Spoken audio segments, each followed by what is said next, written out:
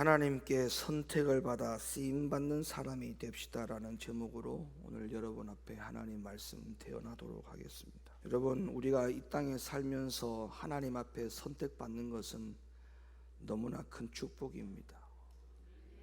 그렇죠? 눈에 보이지 않는 하나님, 그리고 이 온 우주 만물을 지으시고 만드신 창조주 하나님으로부터 선택을 받는 것은 너무나 귀한 축복이고 큰 은혜입니다. 우리가 대통령에게 선택을 받아서 국무위원으로 쓰임을 받는 것이 온 집안의 영광이 되듯이 우리가 그보다도 더 높으시고 비교조차 되지 아니하는 하나님께로부터 선택을 받는다는 것은, 이것은 가문의 영광 정도가 아니고 우리는 주님 앞에 엎드려 그 은혜에 보답할 것이 무엇인가를 생각하고 살아가야 되는 것이 우리가 해야 될 일이 아닌가, 저는 그렇게 생각을 합니다. 더군다나 하나님 앞에 선택을 받는 것도 귀한 일이고 너무나 축복된 일인데, 하나님께로부터 선택을 받아서 하나님이 귀히 쓰시는 그 합당한 일에 저와 여러분들이 도구로 쓰임을 받는다는 것은, 이거는 더더욱이 말로 표현할 수 없는 엄청난 감격이지요. 여러분, 하나님은 천사들도 선택을 하였고, 또 하나님은 그 천사들을 선택해서 하나님의 일을 위하여서 천사들을 사용을 했습니다. 근데 여러분, 그거 아십니까? 천사는 성경에 보니까 우리들보다 못한 존재라고 소개하고 있어요. 이 말을 바꿔서 말하면, 우리들보다도 못한 존재인 천사들도 하나님께로부터 쓰임을 받는데, 천사보다 더 나은 저와 여러분들이 오늘날 하나님 앞에 선택을 받아 쓰임을 받지 못한다면 이것만큼 불행한 일이 어디 있겠습니까? 그리고 자존심도 상하는 일이에요, 사실은. 왜냐하면 우리들보다 천사가 못하다라고 하는 것에 대해서는 성경에 두 가지 이유를 설명해 주고 있습니다. 하나는, 천사는 죽었다가 깨어나도 하나님을 아버지라 부를 수 없다고 했어요. 그러니까 천사는 하나님의 자녀, 하나님의 아들이 절대 될 수 없기 때문에 그렇습니다. 여러분, 믿으시면 아멘 하세요. 그리고 천사들은 분명히 성경에 말하기를 부리는 영이다, 이렇게 말합니다. 그러니까 종이란 말이죠. 저와 여러분들의 부리는 영적인 종, 그게 누구냐? 천사입니다. 그러니까 우리보다 못한 존재인 이 천사, 하물며 우리가 부리는 종으로 쓰고 있는 우리의 영적 종된 천사들도 하나님께 쓰임을 받는데, 그 부리는 영의 천사의 주인인 저와 여러분들이 하나님 앞에 선택을 받지 못하고 쓰임을 받지 못한다는 것은, 이거는 불행이고 자존심이 상하는 일이라고 제가 설명을 드리는 이유가 바로 그런 이유인 것입니다. 히브리 1장 14절 말씀, 모든 천사들은 부리는 영으로서 구원 얻을 후사들을 위하여 섬기라고 보내심이 아니뇨. 모든 천사들은 부리는 영인데, 누구를 부리느냐? 구원 얻을 후사들, 바로 저와 여러분들이죠. 저와 여러분들을 위하여서 섬기라고 하나님이 그 천사들을 부릴 수 있도록 허가를 하신 것입니다. 히브리 1장 5절 말씀, 하나님께서 어느 때에 천사 중 누구에게 네가 내 아들이라, 오늘날 내가 너를 낳았다 하셨으며, 또다시 나는 그에게 아버지가 되고 그는 내게 아들이 되리라 하셨느뇨. 그러니까 천사는 하나님을 아버지라 부를 수가 없고, 또 천사는 하나님 아버지의 아들이 되게 하신 적이 없다. 이렇게 두 가지 이유를 성경에서는 근거를 딱 대고 있어요. 그러니까 무슨 말이냐면 천사는 저와 여러분들보다 절대 나은 존재가 아니라는 거예요. 근데 하나님은 이런 천사들을 선택을 해서 하나님이 쓰임을 받고 있는데 우리가 쓰임을 받지 못하면 되겠느냐. 그래서 하나님 앞에 선택을 받아서 어떤 부분에 있어서 쓰임을 받을 때는요, 여러분 목숨을 걸고 그 자리를 지켜야 됩니다. 여러분 생각해 보세요. 대통령이 국무위원으로 지명을 받아가지고 일을 하고 있는데 여러분 그거를 자리를 지키려고 하지 않겠습니까? 하물며 하나님의 일을 우리가 눈에 보이지 않는다고 해서 우리가 이 부분에 대해서 하찮게 여긴다면 더 놀라운 일은 뭔지 압니까? 요거를 버리면 하나님이 다시는 그에게 일을 주지 않습니다. 그리고 여기에 대해서 우리가 생명을 다하지 않으면 또 어떤 결과가 가져오느냐? 사울을 보세요. 하나님 앞에 선택을 받아서 쓰임을 받은 사울이 그 직무를 다하지 못했을 때에 하나님은 그를 버렸다라고 성경은 나오죠. 그리고 준비된 누구를, 사울 다음에 누구를, 다윗을 하나님이 불러서 사용하시는 그 증거가 성경에 분명히 있습니다. 그래서 여러분 우리가 어디서부터 이 첫 단추를 잘 끼워야 되느냐 하면 하나님으로부터 선택을 받았다.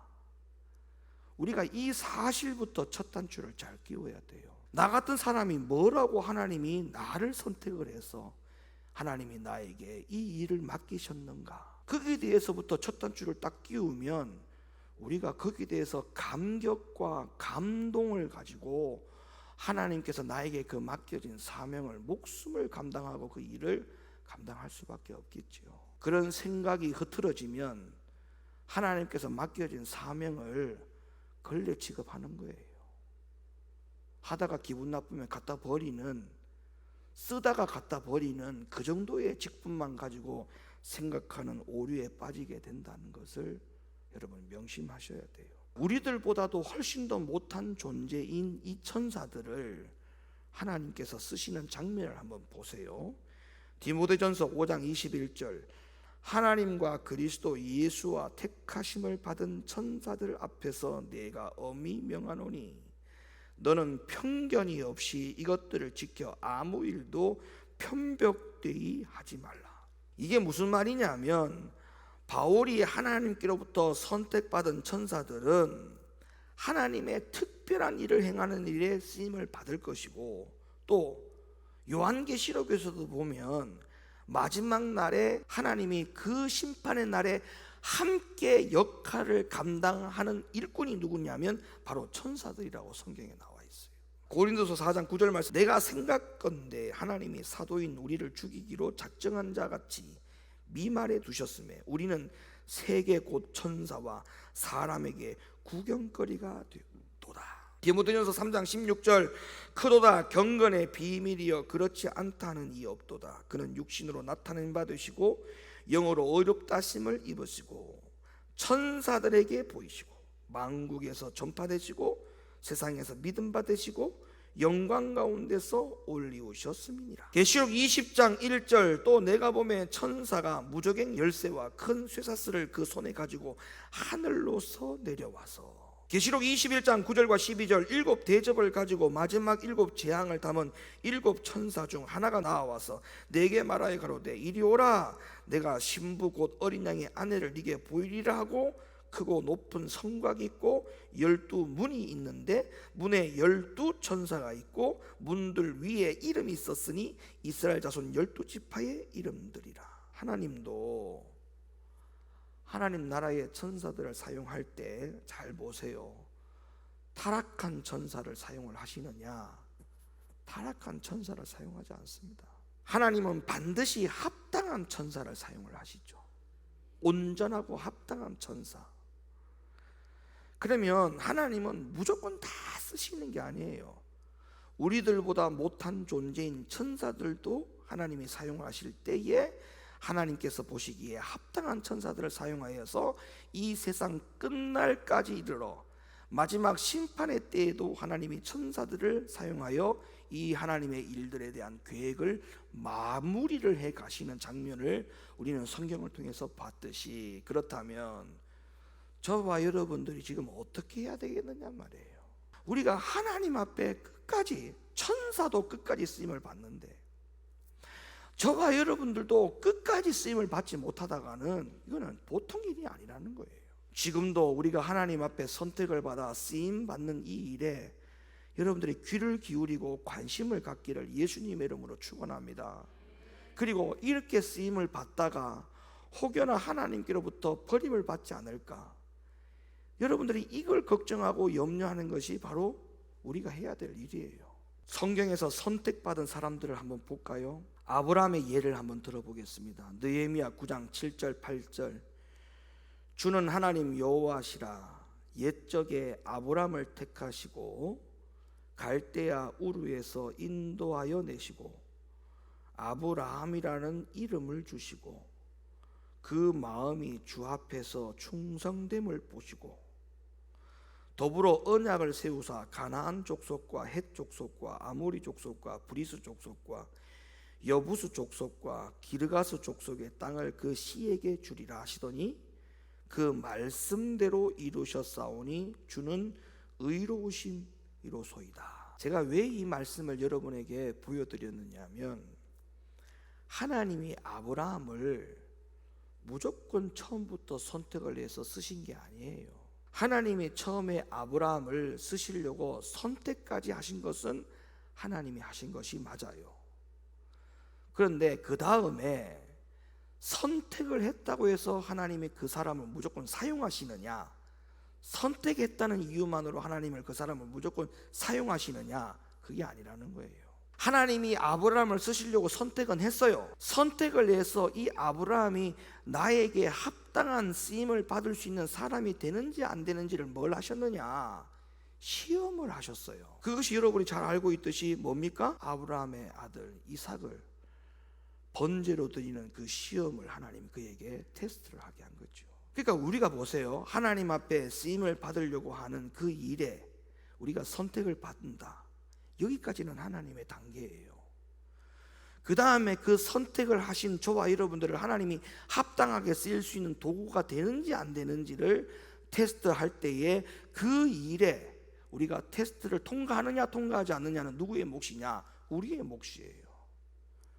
근데 여기에서 우리가 하나님이 한 가지 일을 주실 때가 있고 두 가지 일을 주실 때가 있고, 때로는 그 일과 동시에 우리의 믿음과 신앙과 영적인 생활들이 성장되고 거듭나고 말씀의 사람으로 변화시키는 이 모든 과정까지 통틀어서 하나님이 시험과 연단을 줄 때에 이거를 통과해야 된단 말이에요. 성경이 다 그렇게 이야기하고 있어요. 하나님 앞에 선택을 받은 사람들이 이 과정을 다 똑같이 겪었어요. 아브라함을 선택했다고 해서 갈대아 우르에서 선택을 했다고 해서 선택한 보장꾼으로 말미암아 가지고 내가 너를 선택했기 때문에 무조건 쓸게, 이게 아니었다는 거예요. 아브라함을 선택한 후에 시험을 통과했어요. 창세기 22장 그 일 후에 하나님이 아브라함을 뭐 하시려고? 시험하려고 아브라함을 불렀어요.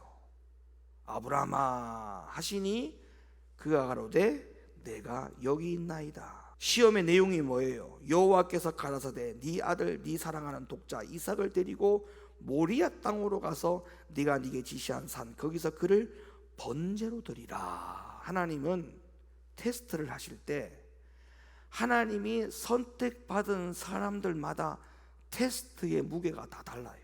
다시 말하면 그릇이 달라요. 그러니까 큰 테스트를 받으면 그만큼 하나님께서 크게 쓰시려고 하는 하나님의 계획이 있다는 것이죠. 작은 테스트라고 하는 말은 하나님은 그 작은 그릇에 하나님이 합당하게 쓰일 수 있는 또 하나님의 계획이 있다는 거예요. 그러니까 왜 나에게 하나님이 이런 많은 연단을 주시고 이런 많은 시험을 통과하게 하셨을까? 그것은 우리가 반대로 생각하면 돼요. 도대체 하나님이 나를 어떻게 쓰시려고 이렇게 큰 시험을 주실까? 여러분, 하나님께서 쓰시려고 선택한 사람들마다 다 크게 쓰시려고 아브람처럼 네 아들 독자를 번제로 드리라고 하는 그런 테스트를 줬다면은 다 나가 떨어졌을 거예요. 아브라함만 이걸 감당할 수 있으니까 하나님이 이 몫을 아브라함에게만 허락을 한 거죠. 그리고 사실상 결과물을 우리가 보니까 그렇구나라고 하는 이해가 되는 게, 아브라함이 믿음의 조상이라고 되지 않았습니까?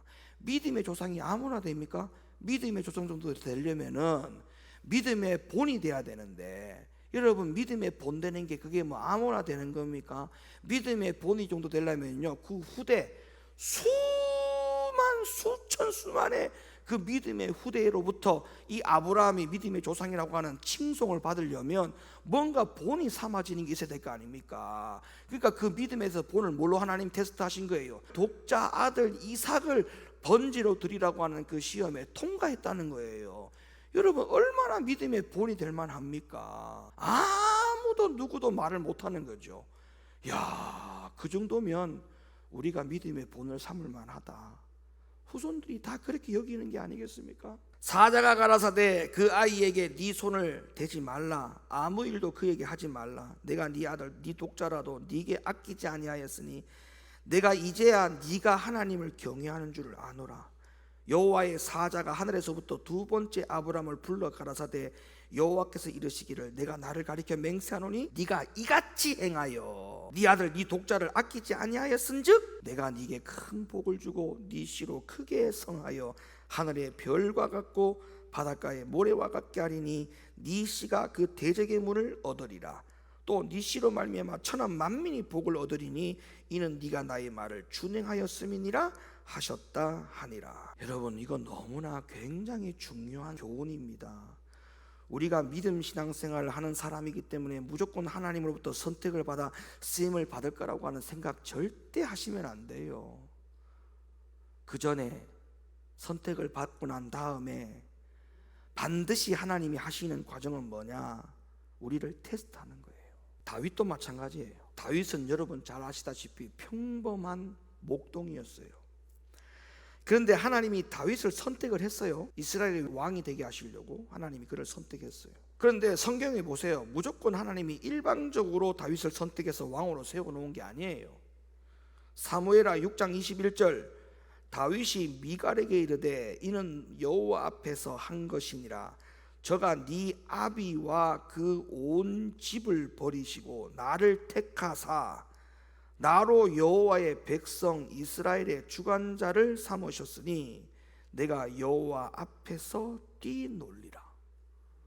역대하 6장 6절 예루살렘을 택하여 내 이름을 거기 두고 또 다윗을 택하여 내 백성 이스라엘을 다스리게 하였노라 하신지라. 여러분 하나님이 다윗을 결국에는 이렇게 사용하신 이유가 뭐냐? 사무엘상 16장 1절 여호와께서 사무엘에게 이르시되 내가 이미 사울을 버려.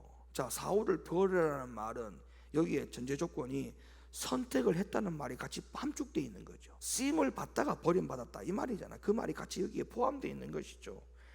이스라엘의 왕이 되지 못하게 하였거늘 네가 그를 위하여 언제까지 슬퍼하겠느냐? 너는 기름을 뿔에 채워가지고 가라.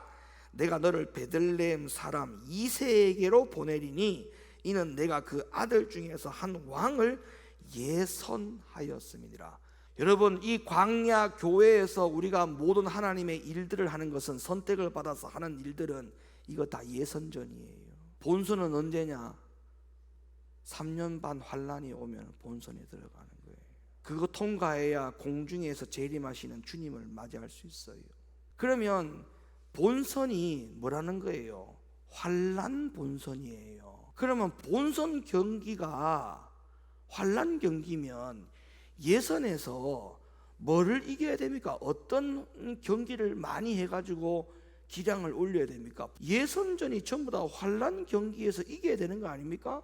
근데 여기서 져놓고 본선 가서 본인이 하나님께서 언젠가는 시간이 걸리겠지만은 나를 반드시 강하고 담대하게 쓰실 것이다라고 이렇게 허풍을 떨고 있다는 거예요. 지금도 못 이기는데 무슨 본선 가서 이깁니까? 분명히 하나님도 다윗을 불렀어요. 예선하기 위해서 불렀다잖아요. 예선이라잖아요. 예선. 6절부터 또 볼까요?